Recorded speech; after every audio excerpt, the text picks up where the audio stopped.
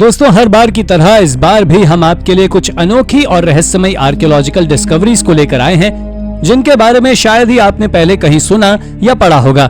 इन discoveries के बारे में जानने के बाद आप लोग वाकई हैरान हो जाएंगे और सोचने पर मजबूर हो जाएंगे कि कैसे एंशिएंट लोगों ने बिना किसी मॉडर्न टेक्नोलॉजी के इतने बड़े बड़े और कॉम्प्लेक्स स्ट्रक्चर्स को बनाया होगा।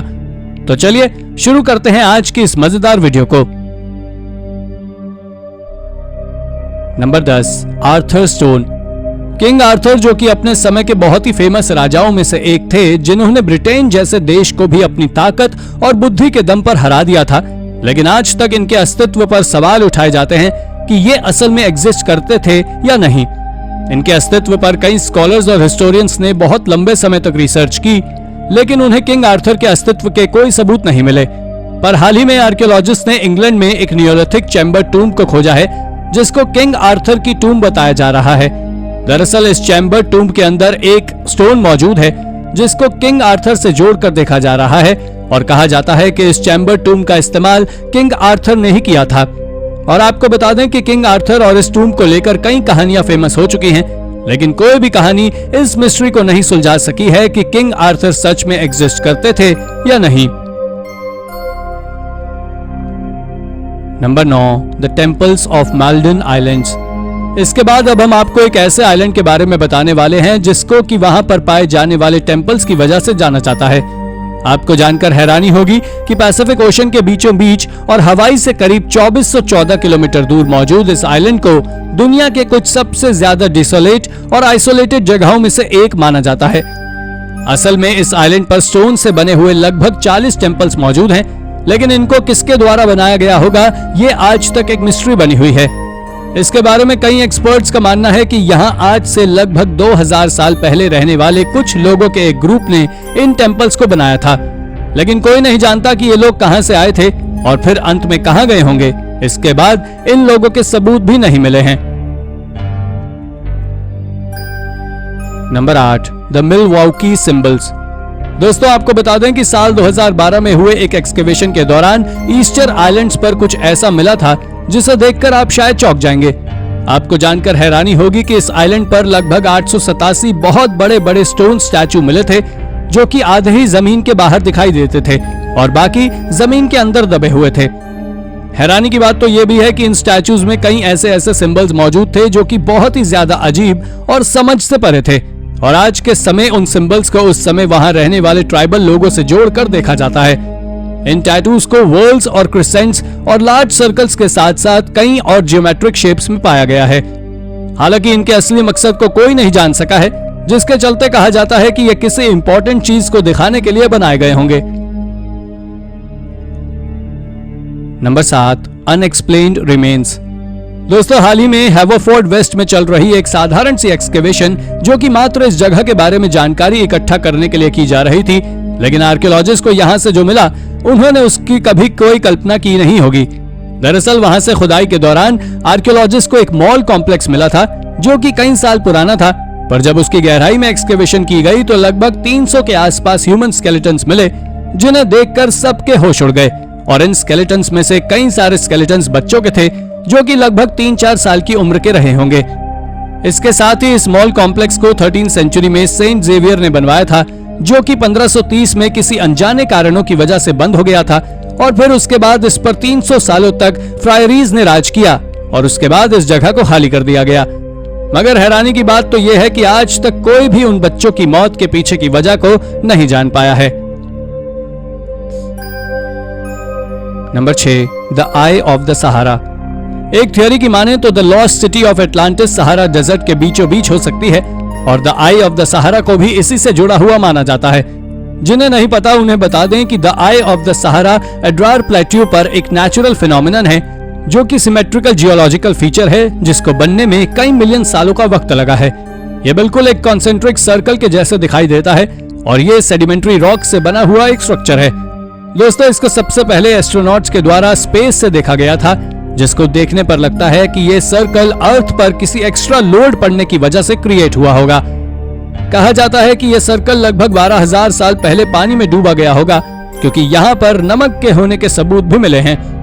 वैसे आपका इसके बारे में क्या सोचना है, हमें कमेंट करके जरूर बताएं। Number 5, bodies in the well.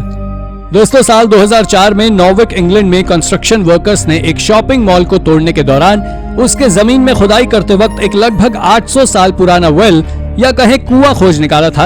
यह अपने आप में एक बहुत बड़ी डिस्कवरी थी। इस वेल में और खुदाई करने के दौरान वेल के बॉटम से आर्कियोलॉजिस्ट को 17 ह्यूमन बॉडीज मिली थी।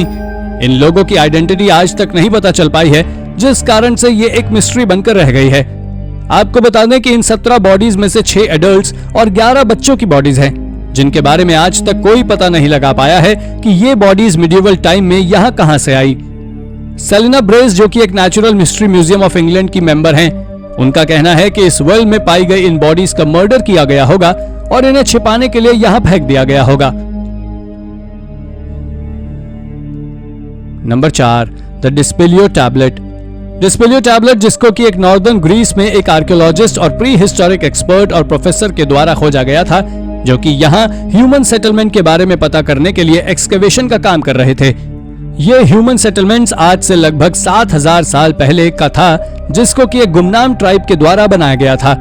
अगर हम मेन स्ट्रीम आर्कियोलॉजी की माने तो सबसे पहला राइटिंग सिस्टम आज से लगभग 6000 साल पहले का बताया जाता है, लेकिन इस टैबलेट पर मिली राइटिंग इससे भी 1000 साल और ज्यादा पुरानी है और इस टैबलेट में लिखे हुए सिंबल्स को आज तक कोई भी नहीं समझ सका है। आपको बता दें कि यह टैबलेट एक लेक के बॉटम में से मिला था। इसके बाहर निकाले जाने के बाद यह ऑक्सीजन के कांटेक्ट में आया और फिर यह धीरे धीरे खराब होने लगा। Number 3, the starving of Saqqara. अब हम आपको एक ऐसे आर्टिफैक्ट के बारे में बताने वाले हैं जिसके बारे में सुनकर आप दंग रह जाएंगे।